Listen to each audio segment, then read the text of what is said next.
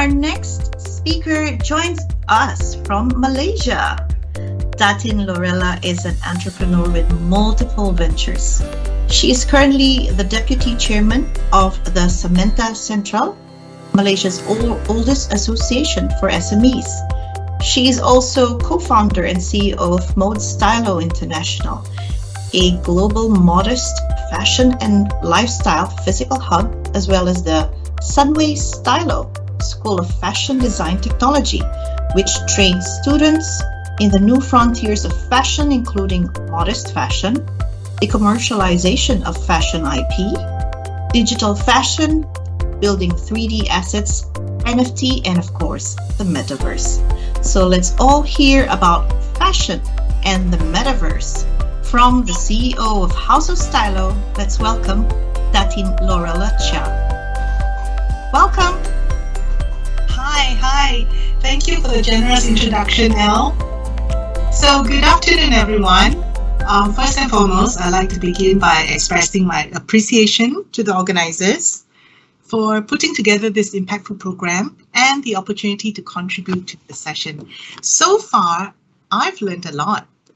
Now, I won't go into what the Metaverse is or what it isn't. My fellow speakers are great minds in this space and they've covered this topic well. I also won't dive into the technical foundations of the Metaverse, the Web3 technologies that power it, or the founding principles of what the Metaverse is supposed to represent, right? Decentralization, autonomy, ownership. My area of interest is a bit more pragmatic. So we already jump in and out of two different realms multiple times a day, the real world, the virtual one, and the Metaverse. This collision of gaming and entertainment and culture is gaining more adoption. More and more, we have avatars that roam around in our digital universe of our choosing. For some, we hang out with friends and colleagues in the Metaverse as if we are physically there. For others, like what Roberto was saying, we explore business and business events there. But in this wonderful Metaverse, we can choose whoever or whatever we want to be. Possibilities are endless. But still, we are talking about digital representations of humans or some being that is fully dressed. So this leads to the question, if we are always dressed in the Metaverse, who dresses us? Who creates these digital garments, right? Now, if you just laughed at my questions, like me, you're probably older. You probably ask, why would anyone be interested to buy a digital dress? But the younger consumers, the digital natives, they grew up finding it entirely normal to spend real money buying items that only exist in the digital realm. There are a lot of apps within social media where you can wear an item of clothing through the use of filters and AR, but the most obvious is the gaming world, where players want to express themselves and their personalities through digital outfits that their avatars can wear, platforms like Fortnite, Roblox, So as we spend more time online and the hype around Metaverse continues to cascade into virtual goods, fashion players begin to find new ways of engaging with high-value younger cohorts. They begin to explore the potential of non-fungible tokens, gaming, and virtual fashion, all of which offer fresh routes to creativity, community building, and commerce. So the concept of the Metaverse isn't new to the apparel industry. In the past few years, many luxury brands have gone into this space. As you can see on my screen, Louis Vuitton's collaboration with League of Legends, Dolce & Gabbana, the stunning NFT offerings, Gucci, many game partnerships and their virtual space in Roblox. The British Fashion Council had a virtual award ceremony on Roblox last year. 1.2 million interactions. That's a whole lot of people, way more than most exhibitions in real life. And this year's Decentraland Metaverse Fashion Week featured 70 fashion designers. Now, who are the earlier players in this space? One of them, the Fabricant. They have been creating digital-only fashion that can be used and traded in virtual reality since, since 2016. Back then, they envisioned a future where fashion transcends the physical body and our digital identities permeate daily life to become the new reality. Today, they are a platform where anyone, anywhere can become a digital fashion creator and participate in the digital fashion economy. Right now, they're building a decentralized fashion house that will address all Metaverse citizens and create a more equitable, creative, and sustainable fashion industry. The goal by 2025 is for 100 million people to be Metaverse ready by wearing digital garments minted in the Fabricant studio. The other, DressX, the ultimate fashion NFT marketplace, which can serve as anyone's digital closet. So are these real? Some people, I hear people saying that, is this real? Is this a passing fad? Will it ever amount to anything? Well, I don't know. In November last year, Google launched a limited edition digital fashion collection in collaboration with both the Fabricant and DressX, showcasing the flagship Google Pixel 6 phone's customization features, offering people the chance to own digital garments designed by leading fashion creatives. The mission was to embrace the future of fashion technology and make digital clothing accessible to everyone at the click of a button on their mobile devices. And that's important, right? We can't always be strapped to our computers. So this collection, many see it as a major step forward in an immersive, accessible, and sustainable future for fashion. Now, when we talk about fashion and metaverse, don't forget, it's not just luxury fashion. I know the earlier examples I gave, right? It's Louis Vuitton, Gucci, but it's also about the sports giants. Nike's collaboration with Roblox for Nike Land, Adidas partnership with metaverse-focused companies like Coinbase and Sandbox, Puma, their work with the Fabricant to digitize their collections, broker relationships with the digital world, and ensure files are converted to match the right specs. Caroline Rush, CEO of the British Fashion Council, she estimates 10 to 15% of our wardrobes could become digital items for use in the metaverse. 10 to 15%. Does that sound like a lot? With a global market value of $759.5 billion in 2021, the fashion industry comprises apparel, accessories, and footwear sectors, and is the #1 e-commerce sector in the world. Now, when you look at this number, 10 to 15% suddenly seems quite meaningful. Stefan Larsson, Chief Executive of PVH, the company that owns Calvin Klein and Tommy Hilfiger, he was once asked in a recent interview whether he sees opportunities in the metaverse and virtual goods as something that could become a revenue driver for his brands. And he said, one thing we have learned through COVID and the disruptions ahead of COVID is that when you see exponential growth rates of consumer shifting behavior, you need to follow that, including to the meta world. Be open to how the consumer wants to engage and be open to the possibility that it could become an income stream. So, what exactly does this mean?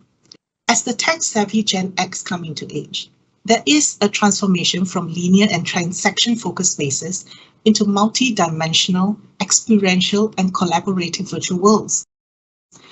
The Gen X spends increasing amount of time in this space, from social media and gaming to virtual reality, and they are adopting multiversal identities along the way. There is an increased appetite for experimental and self-expression, There are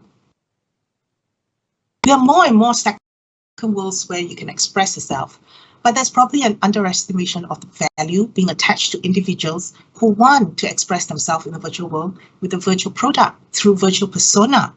And this is not me saying it, it's Gucci, the chief marketing officer, who says it. He cites, and he's saying this after he noticed 19 million visitors coming to the Gucci garden within the Roblox gaming metaverse. So if you look at this, we did a little survey among students.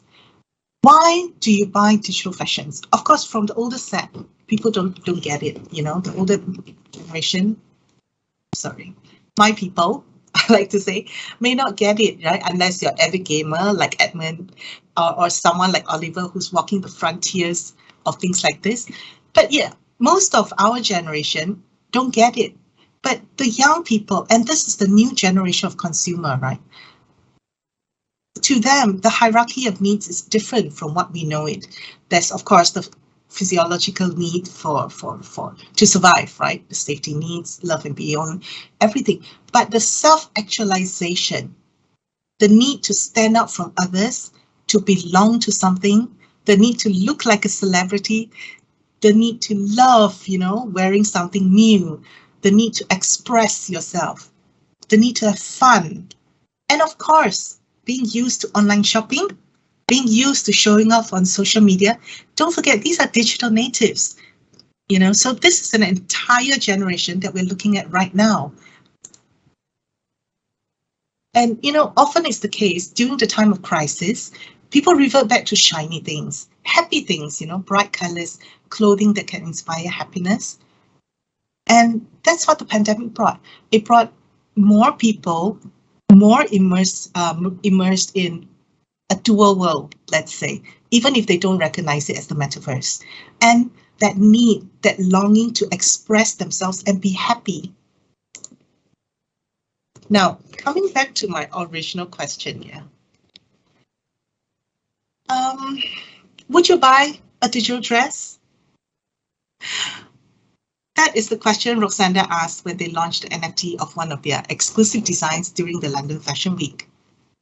The dress, seen in real life during the finale of their catwalk show, Autumn-Winter 22 catwalk show, is also available via their website as a 3D render for £25 or NFT for £5,000. And this creation of the NFT marks their official entry into the metaverse to capitalize on a rapidly growing market. But is there a market? Well, according to a study by BOF Insights, the sales of NFT reached 10.7 billion in Q3 of 2021, more than 8 times the sales of the previous quarter. That shows a rapidly growing appetite for purchasing and owning digital assets. By Q1 2022, according to Nansem, the blockchain analytics platform, the NFT market overall shows more than, I think it shows more price growth than any other crypto assets. Metaverse-related NFTs were the biggest winner, 129.4% growth on the Metaverse 20 index in Q1 alone. And just how far has the fashion and the metaverse converged? Has the URL and the IRL, in real life, come together? Been reported so far, there seems to be a lot of activity, but the reality is that many of these initiatives are still experimental phases. Often, these processes are done only for a limited number of fashion styles because creating this high quality and highly specific 3D assets is time consuming. It takes specialized talent and it's expensive. Working internally on these initiatives are still limited.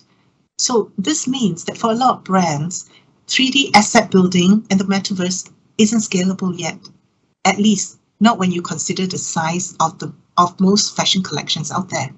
On the other hand, there's an increased need for digital garments at scale, and this might just push the fashion brands to change their ways. And that is an interesting opportunity that just might drive industry-wide change.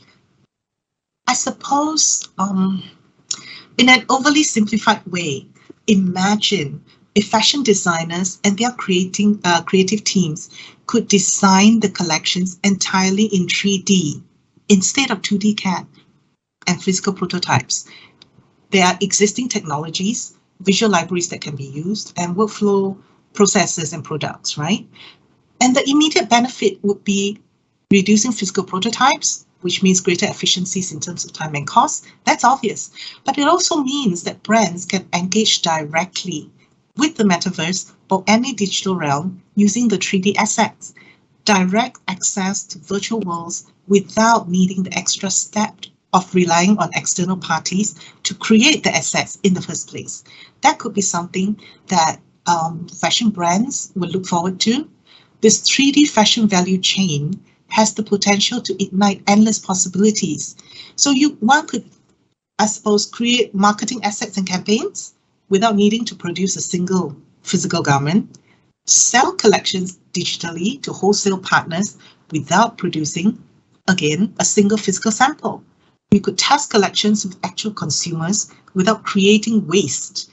You could sell collections digitally and produce to order, potentially paving the way for made to order at scale.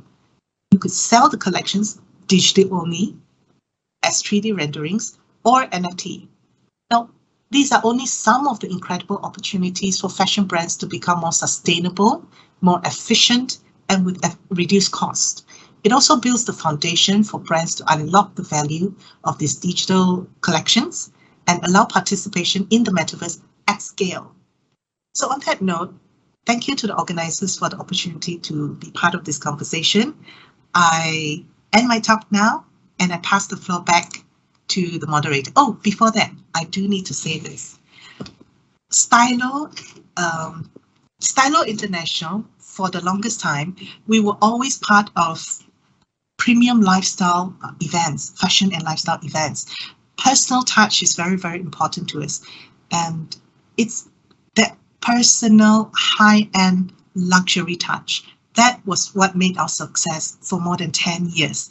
And even then, I think it's monumental when our founder and chairman said that we refuse to remain an analog player in a digital era. And that's where we're at, ladies and gentlemen. Thank you for your attention. That was a fascinating presentation from Datin Lorella Chia. We must now start thinking about our digital garments.